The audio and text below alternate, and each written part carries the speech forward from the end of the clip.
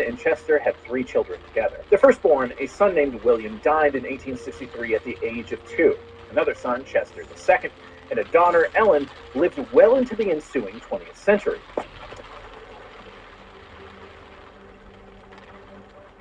The Whig Party self-destructed in the 1840s and 1850s as internal tension over states' rights, Western expansion, mainly slaves, tariffs, and other issues of the day splintered its rank and file. From some of the shards of the old Whig Party emerged the Republican Party, and Chester Arthur found himself aligned with its views.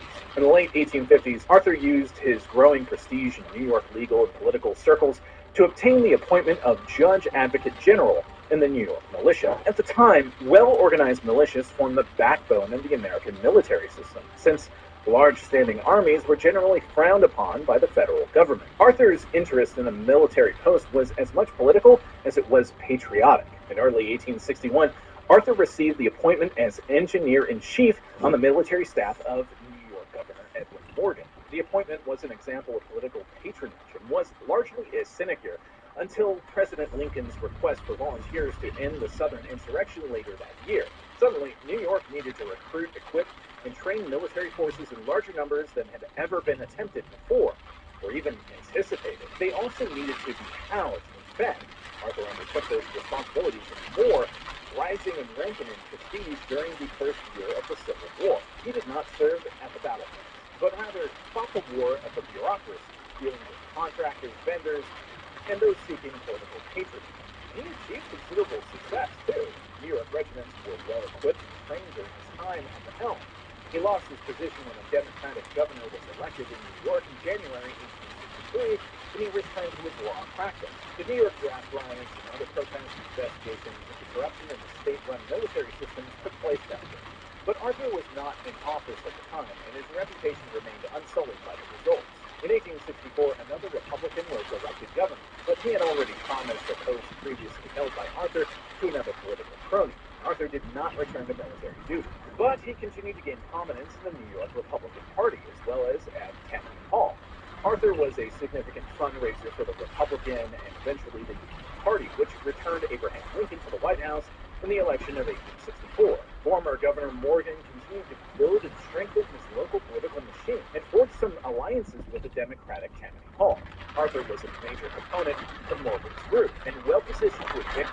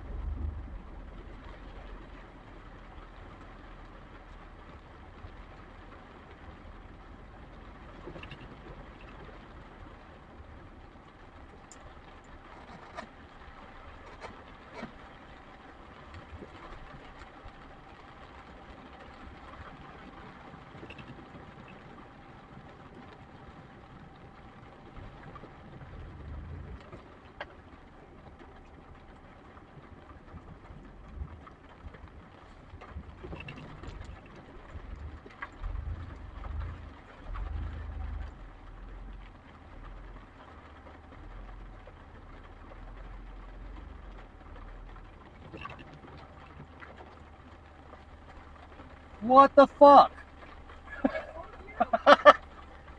Damn. Probably ought to get out of here. My muffler popped off because of the water. Yeah. It's probably still hanging under there. It's fine. It's still hanging under there. It's just not attached.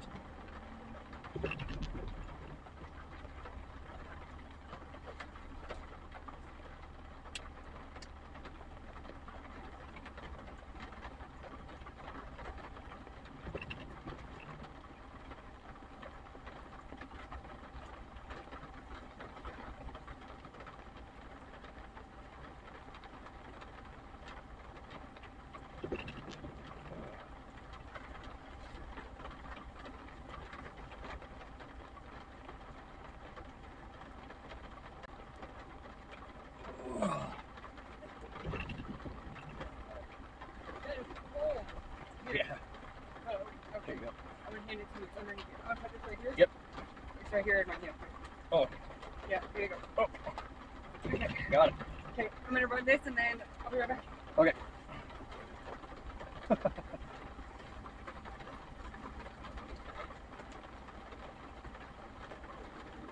I figured this would be easier just driving up here. Yeah. You have the gas can? Oh, yep. Back there? Okay. Right here? Yep. Okay. Thank you. No problem.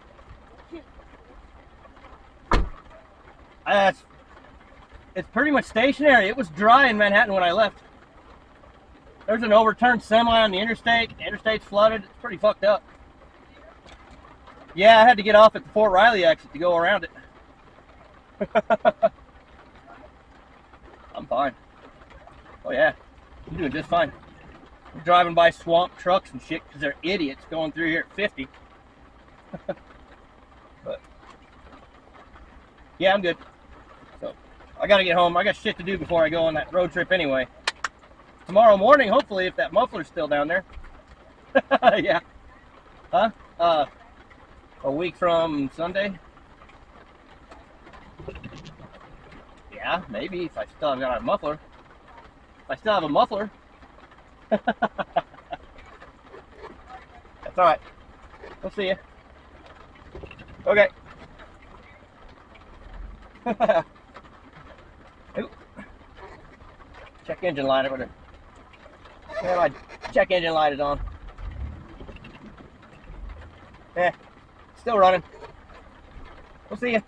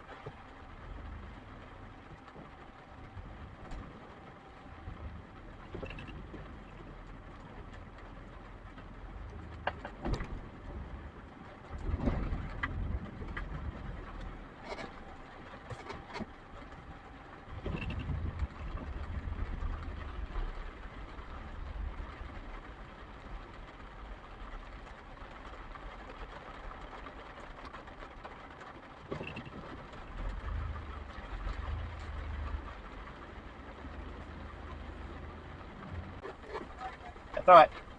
We'll see you. Okay. Ooh. Check engine light over there. Yeah, my check engine light is on. Yeah, still running. We'll see you.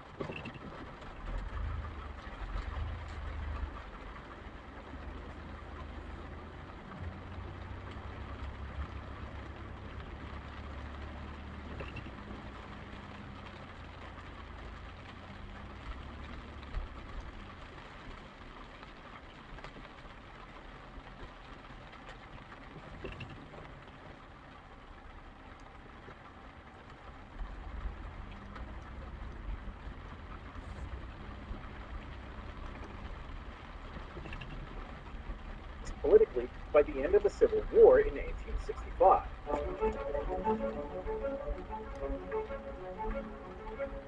Machine politics were nothing new in post-Civil War New York, with the Democrats dispensing political largesse, or gifts, and exercising political power through the machine run from Tammany Hall. The Republicans had many tentacled political machines of their own, including those of Edwin Morgan and Conkling's machine, run by boss Roscoe Conkling. When Conkling was elected to the United States Senate in 1867, he used his influence to have Arthur appointed as chairman of the Republican Executive Committee for New York City. The position provided Arthur with a platform to bestow patronage and thus build political alliances. Arthur continued to build relationships in New York City and Albany, supported by Conkling's machine. In 1869, Arthur became chief legal counsel to the New York City Tax Commission. The job was highly lucrative, paying $10,000 annually, or about $225,000 in 2023 dollars. Arthur was forced to resign in 1871 when Tammany Democrats achieved a majority in the state legislature.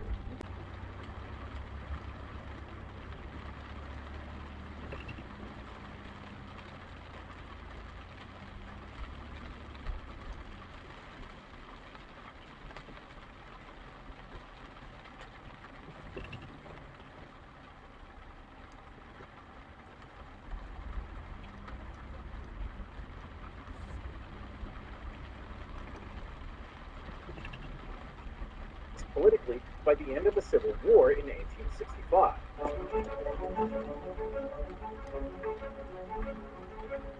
Machine politics were nothing new in post-Civil War New York, with the Democrats dispensing political largesse, or gifts, and exercising political power through the machine run from Tammany Hall. The Republicans had many tentacled political machines of their own, including those of Edwin Morgan and Conkling's machine, run by boss Roscoe Conkling.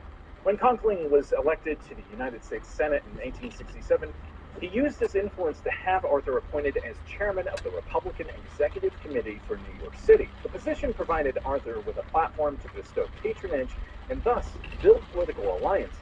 Arthur continued to build relationships in New York City and Albany, supported by Conkling's machine. In 1869, Arthur became chief legal counsel to the New York City Tax Commission. The job was highly lucrative, paying $10,000 annually, or about $225,000 in 2023 dollars.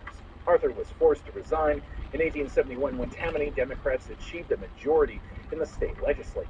But President Ulysses Grant, grateful for Arthur's support in the presidential election of 1868, offered Arthur the position of Commissioner of Internal Revenue. Arthur respectfully turned the president down.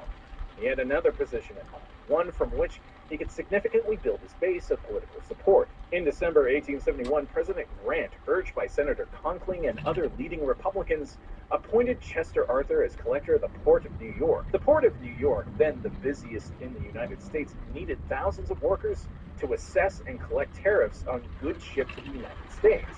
The collector was responsible for all of them. Thus, Arthur had the ability to bestow jobs on thousands of workers, hiring and firing at will, and using the workers to achieve political aims through controlling how they voted. The docks and warehouses of the day were largely unregulated. Unions were scarce and mostly impotent. It was machine politics at its finest, if that is the word. The system, as it then stood, also ensured that Arthur, as well as other senior customs authorities, received a percentage of the fines levied against transgressors of the tariff system. Arthur's annual compensation exceeded $50,000 per year, more than $1 million today, and he enjoyed it by dressing and acting the part of a wealthy man, which we'll get to later. While modern eyes, looking back over 1.5 centuries, likely view the system